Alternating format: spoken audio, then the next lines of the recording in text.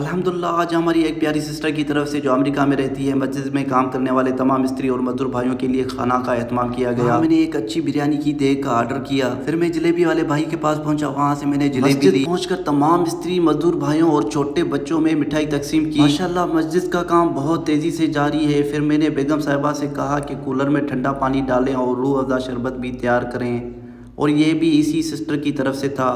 میں ٹھنڈا پانی لے کر جب مسجد پہنچا تو شکر الحمدللہ، شکر اللہ پاک کا، دیگ والا بھائی رکشے میں دیگ لے کر بھی پہنچ گیا۔ سب نے مل کر کھانا کھایا اور آخر میں دعا کی، یا اللہ پاک اس نیک دل بہن کے رزق کا کاروبار زندگی میں بے شمار برکتیں عطا فرما، جو بھی اس مسجد کی تعمیر میں حصہ ڈال رہا ہے ان سب کی محنت اور صدقہ جاریہ کو قبول فرما۔ آپ سب بھی اس نیک کام میں حصہ ڈالیں، تھوڑا تھوڑا ہی صحیح، یہ صدقہ جاریہ ہے۔ اللہ پاک آپ لوگوں کو خوش رکھے، آباد رکھے، جہاں بھی رہیں خوش رہیں، آباد رہیں، ہنستے رہیں، مسکراتے رہیں، آمین۔ اسی طرح خوشیاں بانٹتے رہیں، خوش رہیں، آباد رہیں۔